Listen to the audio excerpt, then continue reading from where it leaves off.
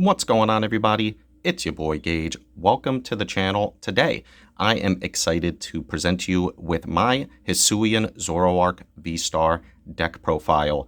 This build in particular is specifically designed for the Sword and Shield / Legends Arceus Era of the Pokemon trading card game. So there are certain cards that are currently not playable for the current modern TCG. However, this was one of my favorite decks to be able to play in post-rotation, and I did want to show off that deck today. Now, there are ways to still be able to play this deck because Zoroark does just so happen to still be in the modern format, and I will discuss certain cards that may have left the format and alternative options for being able to make it work if you did want to use this as an inspiration for building a similar deck for post-rotation. But without further ado, let's hop into the profile, and remember to like, comment, and subscribe.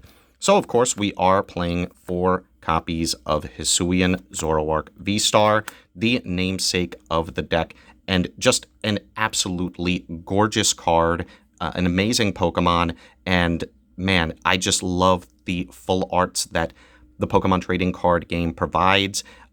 Zoroark is one of my favorite Pokemon, so the fact that it has appealing artwork as well as a very powerful ability and attack make it so that I was really drawn to building this deck. So what is so strong about Zoroark VSTAR? So the whole purpose of the deck is really to just be able to churn through as many cards as possible, set up your plays, and make it so that you can start one-shotting your opponent's Pokemon. It has the Ticking Curse attack, which does 50 damage for each of your Pokemon that has damage counters on it. So there are cards that we play in the deck, different item cards, different Pokemon that help us to facilitate that game plan. And the fact that it only takes 2 energy means that it is fully powered up by a single double turbo energy.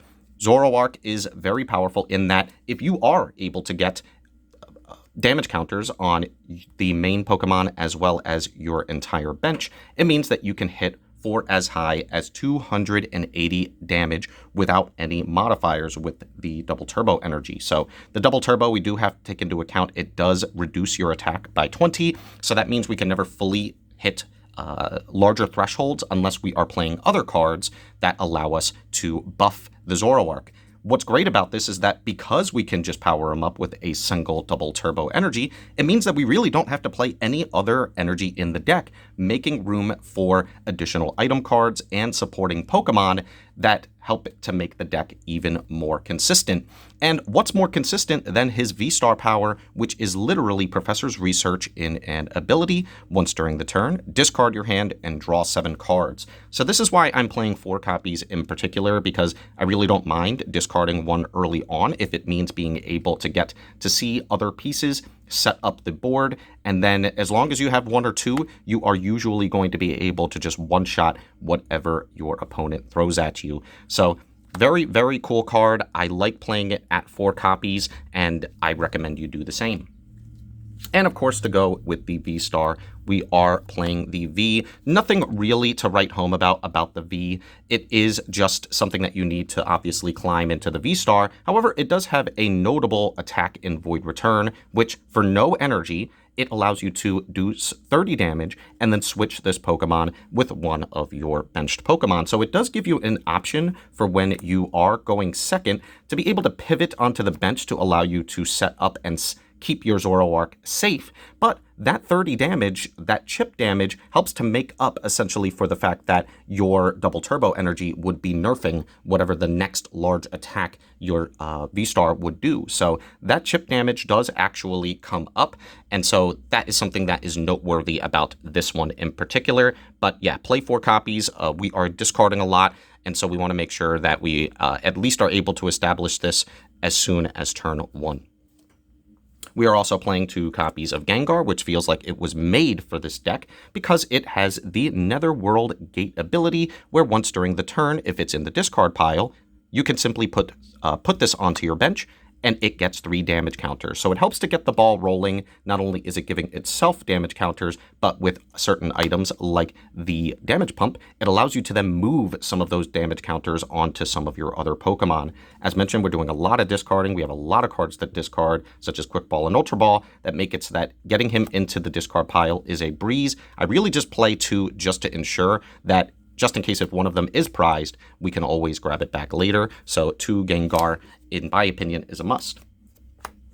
I'm also playing 1 copy of Crobat V. Also, this card in particular is out of rotation, but we do have a pseudo replacement with Squawkabilly if you do want something that is similar. However, it's just very powerful in this deck. You have the ability to put this on the bench and draw until you have 6 cards, so you can usually churn through all the cards in your hand and then play this down and refresh your hand. So that is why I play the Crobat for utility, as well as the Lumineon V and Eldegoss V. Lumineon being in the format, unfortunately, Eldegoss is no longer with us, so you could either play a second Lumineon or another option of your choice. However, Lumineon being able to put itself onto the bench and then also search your deck for a supporter, and then Eldegoss grabbing a supporter from the discard pile. So this is just really good recovery because of the fact that we are discarding as much as we are. So if I need a boss's orders in a pinch, but they all just so happen to be discarded, I can essentially make it so that I have at least 1 spot on my bench so that I can play the Eldegoss and grab it back so that I can boss for game if necessary. So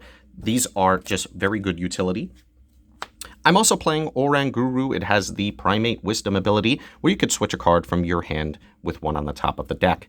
This is really good in the pinch where, say, you just need access to another card, maybe you bricked. That 1 extra card can actually make a difference. However, its ability is very useful in insulating yourself from your opponent's disruption. So if your opponent tries to Marnie you, you could, and you anticipate that you might get Marnie because you have a lot of cards in your hand, you might be able to Primate Wisdom, put something like a Professor's Research at the top of your deck, and then if your opponent does Marnie you, you all at least have the opportunity to be able to refill your hand in a pinch. So Oranguru is really good for that. I'm also playing Radiant Hawlucha. Because of this format being the VMAX format, it means that a lot of the VMAXs are super tanky. So being able to buff your Pokemon to do 30 extra damage means that it is helping to offset the negative drawback of losing 20 damage from the double turbo energy and helping you to get within range to be able to one-shot your opponent's VMAXs. So this is just very good utility. Obviously, it is matchup dependent, but in those matchups where you are facing a VMAX, you don't want to be caught with your pants down. Additionally, I am playing a copy of Manaphy. The Wave Veil makes it so that your bench is protected from your opponent's attacks. So there are cards, strategies like Rapid Strike Urshifu that are in this format that do a lot of bench damage. There are a lot of strategies that can attack your bench, and because we are playing a number of weaker Pokemon, we do want to make sure that we are not giving our opponent free prizes. So Manaphy is just very good utility.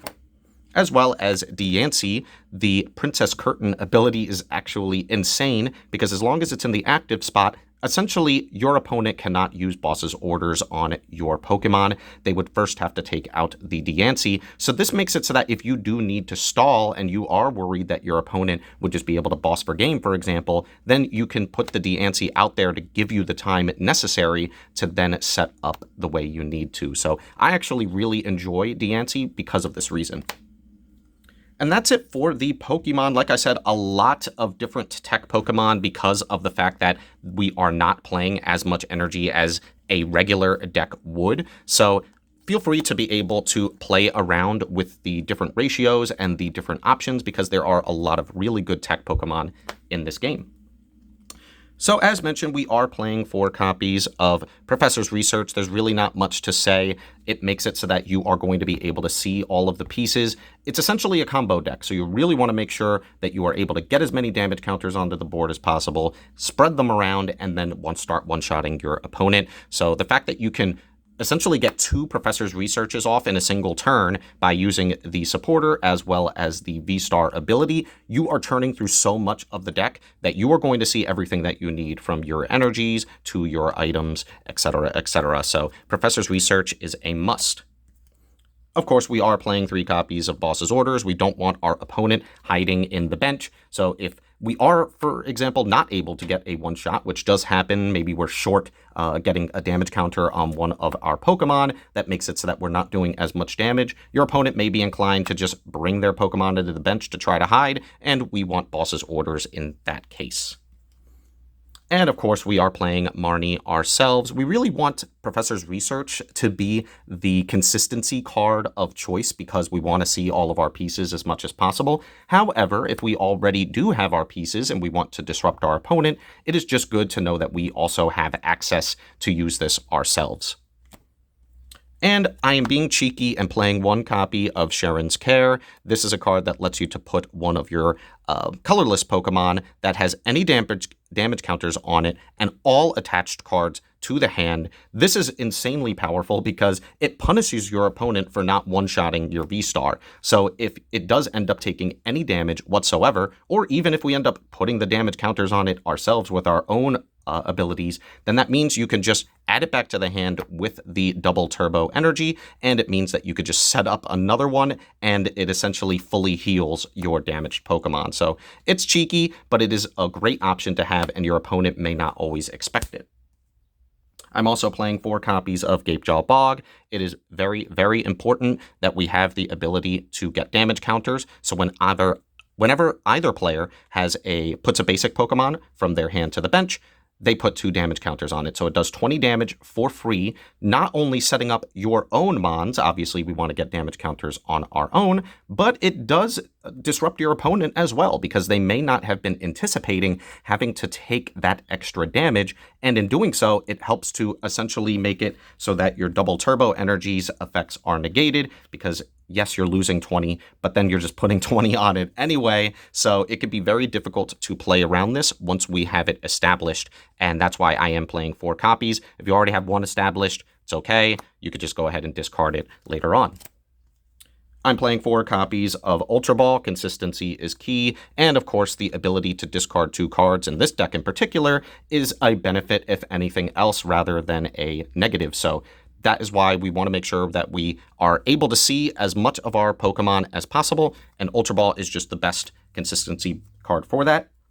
And we are playing 4 copies of Quick Ball, rest in peace. Unfortunately, there is no clean option to replace, obviously Nest Ball being an option. However, the discard was really what mattered for this deck in particular, because of the fact that not only are you getting that search, but you're setting up your graveyard with maybe something like a Gengar for later down the line. So Quick Ball is just fantastic for this deck in particular, and that's why I play 4 copies.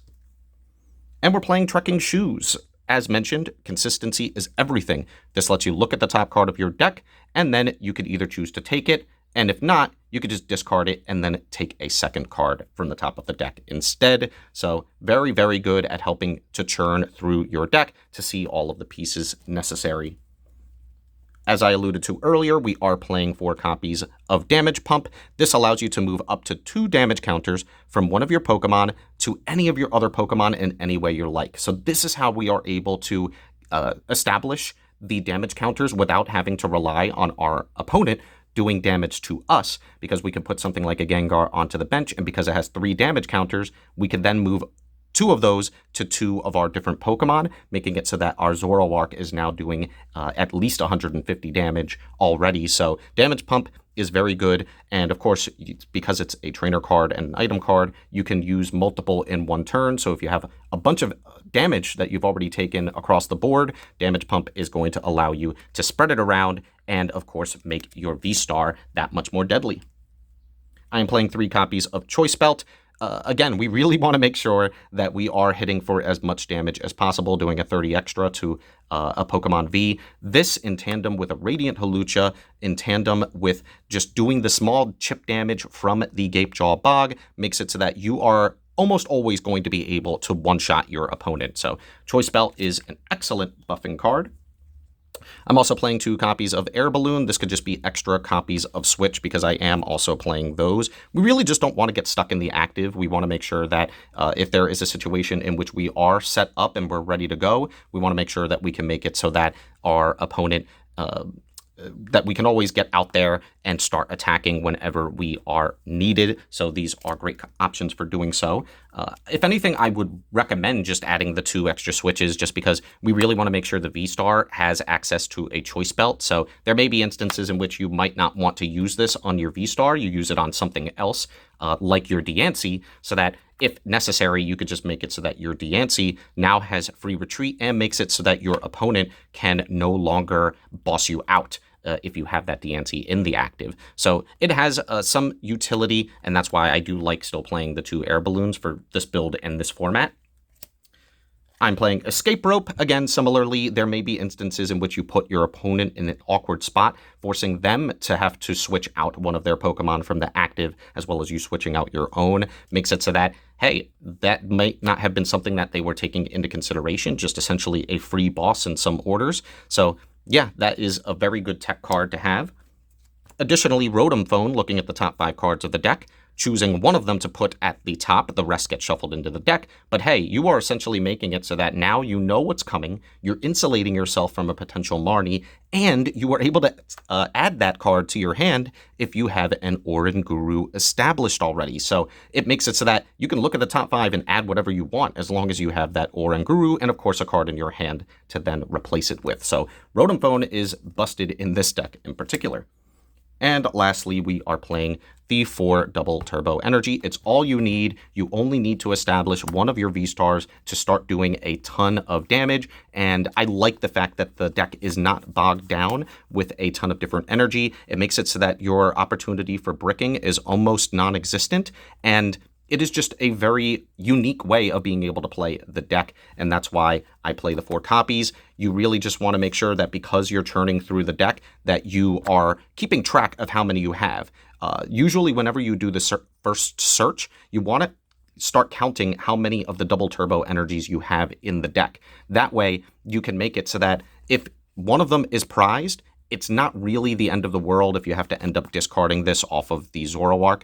Of course, you would attach it to the Zoroark before doing so, but there are going to be instances in which maybe you just have one too many and you don't need it, so it could just be excellent discard fodder. But guys, that is going to be it for the profile. This is one of my favorite Pokemon and one of my favorite decks from the pre-rotation Sword and Shield / Legends Arceus format, and I'm glad that he's still around, but he is definitely a shadow of his former self, not having access to some of those cards that really, really help for the consistency of the deck.